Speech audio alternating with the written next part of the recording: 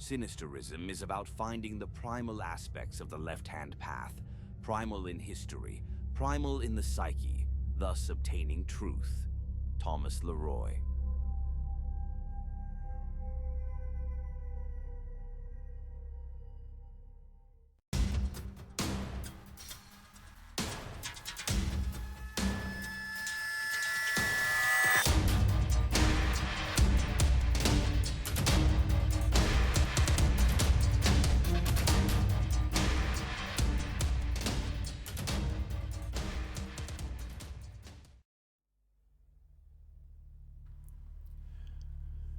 Greetings, my friends, and welcome back to your dose of sinister heathenry. But for those new to the channel, I'm Thomas Leroy, founder of the International Left-Hand Path organization, the Sect of the Horn God.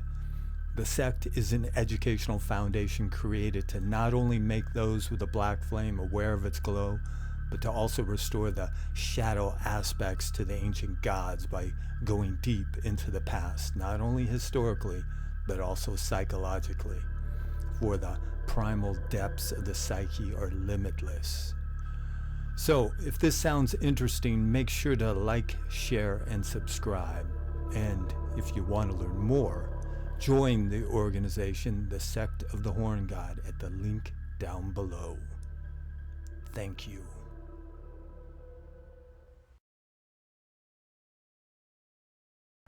Now, over my last couple of videos, the comments have been up, which is a good thing because that helps with the algorithm, if you will.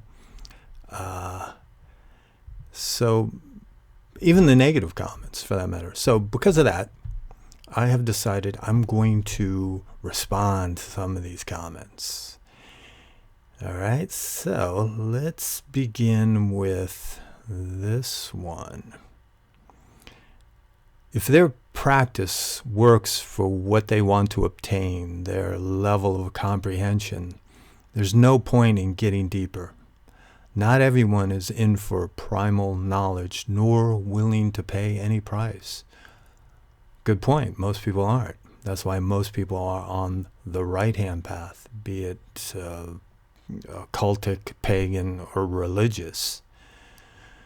They choose let's call it the kiddie pool over taking a dive into the deep end.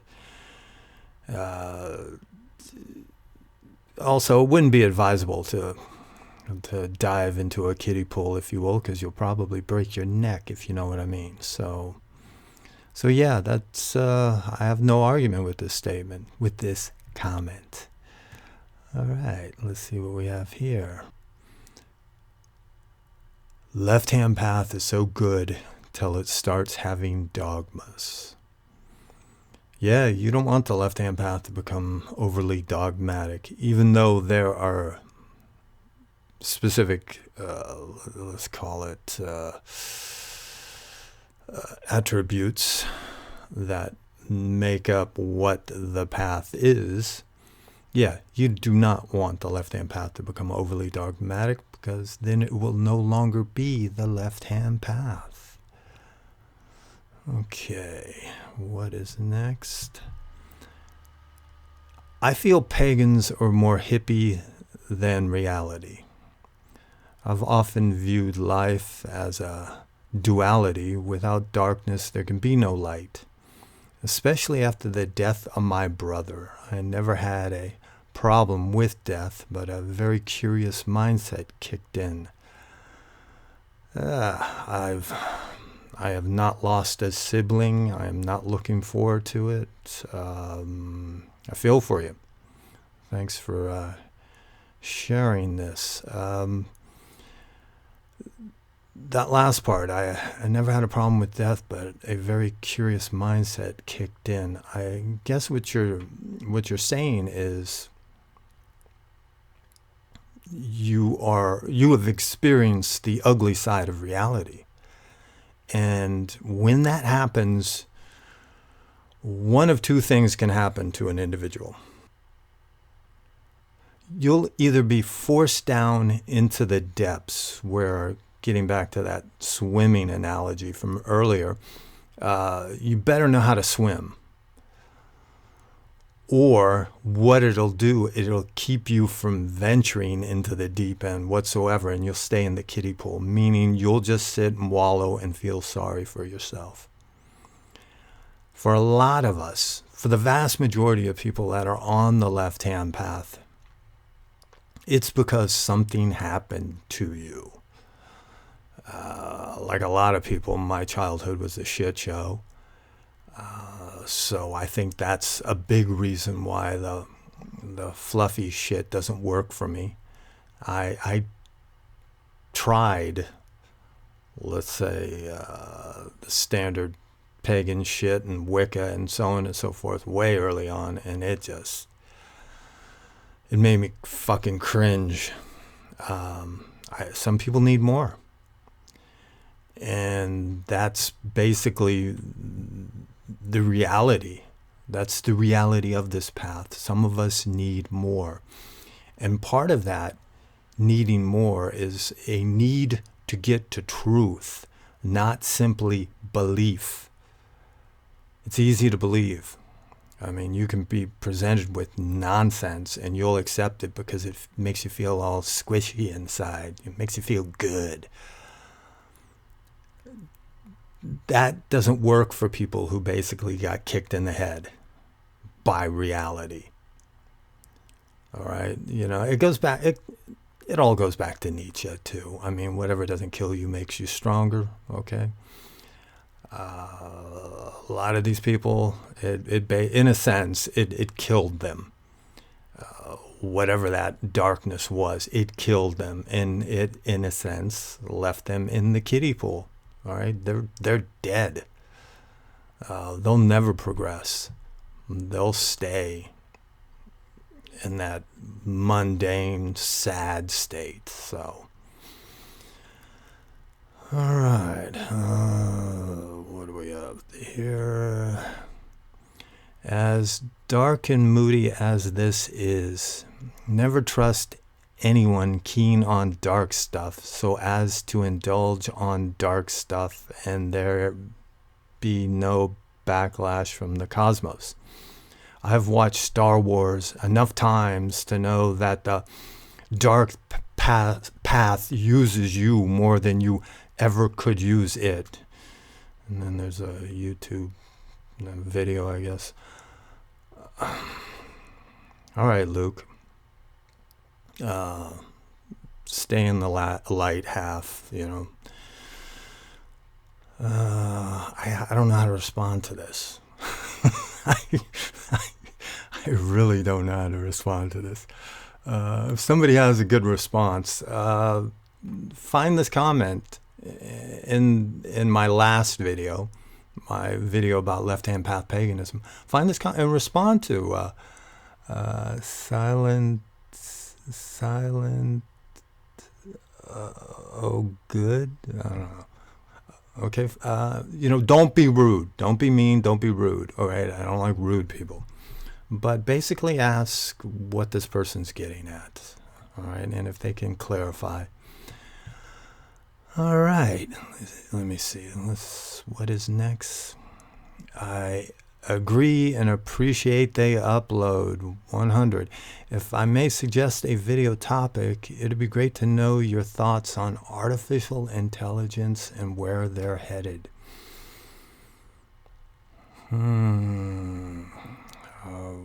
Well, let's start from basic artificial intelligence, and then we'll go up to let's say the whole Terminator thing. All right. Now, there is a major aspect of artificial intelligence that kind of freaks me out. It's because it's absolutely soulless. There appears to be sentience, if you will, but it's soulless. I mean, even AI art, and I'm you know what, I'm guilty of using AI art from time to time. And some of these images I use, like for instance, all right, this one. That there's no soul in that image, but at the same time, it's creepy as fuck in a lot of ways. And I think the fact it has no soul makes it creepier. Now, when it comes to, I don't know, let's say in Dune, you would call it the Butlerian Jihad with the machines trying to destroy humankind and machines ruled by men. You know what I'm talking about if you're into the sci-fi stuff. Or the Terminator or the Matrix and so on and so forth. Will that happen? It could. It could. And there are real, I mean, some of the smartest people on the fucking planet have a fear of AI getting out of control. But I don't understand why you just can't unplug it, if you know what I mean. Anyway, let's see what's next. As one who has always been drawn to the darker things in life, I fully enjoyed this video. I have never cared for the fluffy bunnies who preach love and light. I didn't, however, realize the Christian aspects to that, however. Thank you for this insight. Yeah, what that basically is we in the West, the foundation of the West is based behind two different cities, Athens and Jerusalem. Do you know what I mean? So it's Greek culture, Greek democracy, if you will, and Christianity. The easiest, most efficient way to spread a culture is through spiritual beliefs. You can call it religion, you can call it paganism, whatever. In the case of the ancients, like for instance, the Celts. The Celts were not an ethnicity. The Celts were a culture, and that culture was spread through Druidism. Now, at our foundation, like I said, it lies Christianity. And these certain attributes about Western culture, you know, compassion, charity, forgiveness, whatever, these are very Christian values. This is what Nietzsche would call slave morality. And people have taken these Western cultures and put them onto their, basically incorporated them into their pagan practices.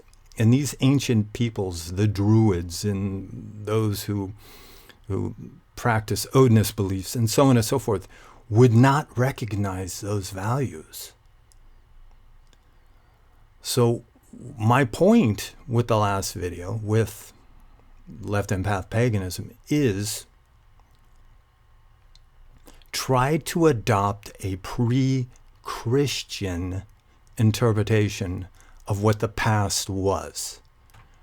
Try to see it for the, let's say, the hardcore, in some ways very masculine, other ways not so much. I mean, there was goddess worship, but in most cases it was very masculine.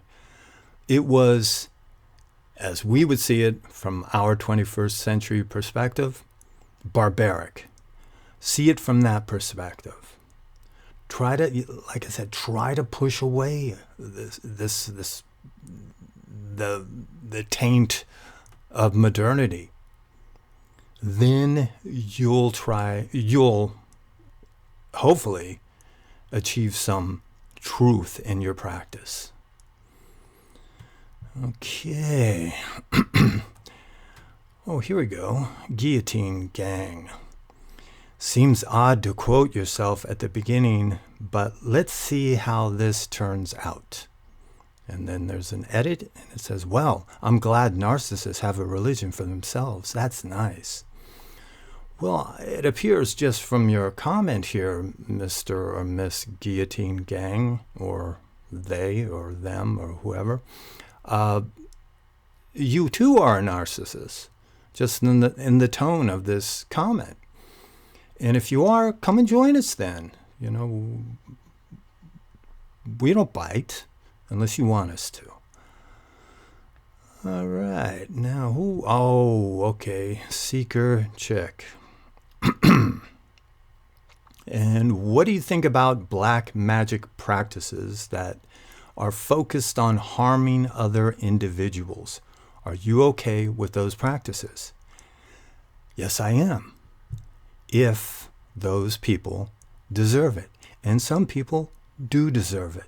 Now, will these, let's say, curses, I guess that's what you're talking about, will these curses actually work? Maybe, maybe not. But I see no problem in, let's say, I don't know, putting a curse down on a fucking pedophile, a rapist, somebody who harms the innocent. I have zero problem with cursing the fuck out of those sorts of people. So yes, sometimes, yeah, it is a positive. Whether you want to call it good or not, that's up to you. But for me, it is a positive, because I want great harm upon those people, and I don't buy into the whole Wiccan Reed thing. What little I know about it, it's okay to dish out, let's say, cosmic harm, cosmic psychic harm. And I hope the fucking Odin it works. All right? So, that's a few I've answered. I hope, well, you who made those or left those comments find my response satisfactory. If not, oh well. Until next time.